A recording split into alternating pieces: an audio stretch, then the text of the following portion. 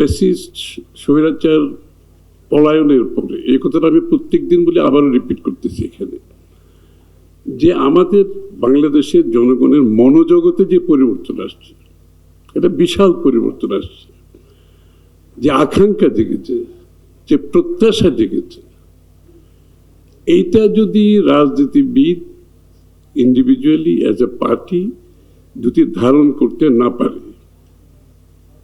তাহলে সেই রাজনীতিবিদ এবং সেই দলের কোনো ভবিষ্যৎ আছে বলে আমি মনে করি না। দ্বিতীয় কথা যেটা আমি বলতে চাই, পলিটিক্যাল কালচার, সংস্কৃতিতে পরিবর্তন আনতে হবে।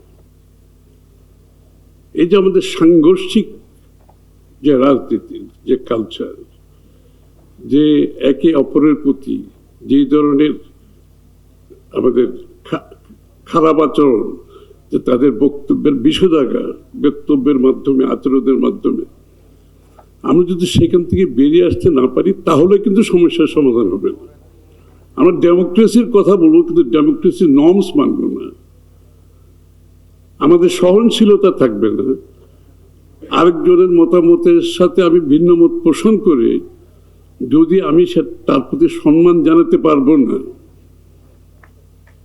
তাহলে কিন্তু সত্যিকার অর্থে শত সংস্কার করেও কোনো লাভ হবে না। সংস্কার will not come to anything যদি আমাদের রাজনৈতিক সংস্কৃতি আমরা বদলাতে না পারি। বিপ্লবোত্তর কোনো দেশের যদি হিস্ট্রি দেখি, বিপ্লবোত্তর যে দেশগুলো যত তাড়াতাড়ি তারা গণতান্ত্রিক প্রক্রিয়ায় ফিরে যেতে পেরেছে, ডেমোক্রেটিক অর্ডারে ফিরে যেতে পেরেছে, নির্বাচনের মাধ্যমে ডেমোক্রেটিক অর্ডার রেস্টোর করে অব্যাহতভাবে সেই কালচার রাখতে পেরেছে, সেই দেশগুলো কিন্তু এখন ভালো করছে। আর বিপ্লবোত্তর যে দেশগুলো যত দীর্ঘ সময় নিয়েছে, তত বেশি আন্তঃকন্দল, অন্তর্দ্বন্দ্ব বেড়েছে। এবং ওই সমস্ত দেশে আপনি দেখবেন গৃহযুদ্ধ হচ্ছে, সামাজিক বিভক্তি হচ্ছে, স্ট্রাইফ হচ্ছে, এবং অর্থনীতি ধ্বংস হয়ে যাচ্ছে। এক বছরের সরকারের যে পারফরমেন্স নিয়ে খুব বেশি কিছু বলতে চাই না। কোয়াইট অনেস্টলি আমার ব্যক্তিগতভাবে এটা আমি বলছি, এটা হচ্ছে একটা ট্রানজিশন গভর্নমেন্ট। একটি বিপ্লব হয়েছে দেশে, তারপরে as a stop gap measure একটি সরকার গঠিত হয়েছে।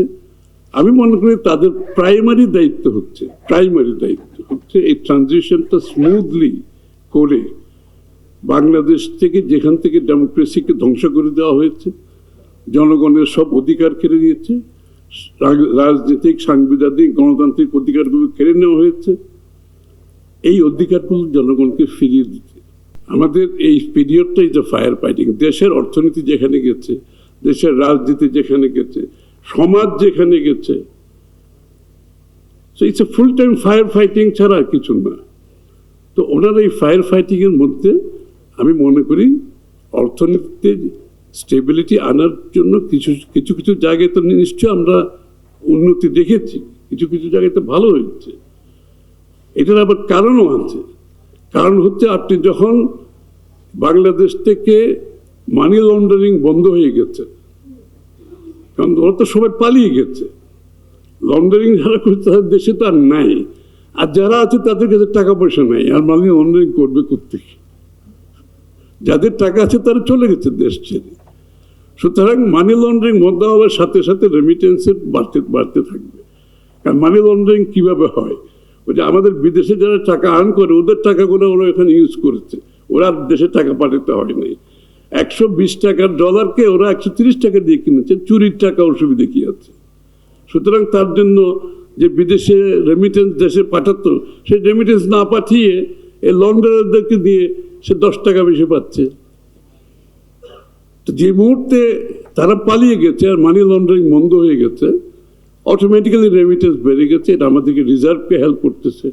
আর আমাদের এক্সপোর্ট তো চলমান একটা প্রক্রিয়া ছিল, আমাদের তো ইনহেরেন্ট একটা স্ট্রেংথ আছে আমাদের রেডিমেড গার্মেন্ট শিল্প এবং কিছু কিছু অন্য শিল্পে। আমাদের গুড এন্টারপ্রেনিয়রশিপ আছে বাংলাদেশের, এটা তো বলতে হবে। তো সুতরাং ওই রিকভারিটা আমাদেরকে হেল্প করেছে। আমি 2-4টা কথা বলে আমার বক্তব্য শেষ করব। 1 নাম্বার হচ্ছে বাংলাদেশের ওভারঅল, আমি মনে করি বাংলাদেশ একটা over regulated country. This country is highly regulated country. I'm giving the message to all of us who are concerned with this. So we have to go for serious deregulation. And when I mean deregulation, I mean serious deregulation. Governance improve করতে আপনি যত বেশি regulation থাকবে তত corruption বাড়বে। বাংলাদেশে বিগত দিনে আপনি দেখবেন রেগুলেশন করতে করতে এমন জায়গায় নিয়ে গেছে যার কারণে আপনি অলিগার্ক সৃষ্টি হয়েছে, কারণ ওরা ছাড়া আর কেউ ব্যবসা করতে পারেনি। অ্যাজ আই সেড, আমাদের যে আকাঙ্ক্ষা জেগেছে, এই আকাঙ্ক্ষা পূরণে রাজনীতিবিদদের তাদের প্রমাণ করতে হবে, বক্তৃতা দিয়ে আর হবে না। এবং আমি অতটুকু আপনাদের বলতে পারি যে আমার দল আমরা চেষ্টা করছি সেটা ধারণ করার জন্য। আপনাদের যে প্রত্যাশা, আকাঙ্ক্ষা ধারণ করার চেষ্টা করছি।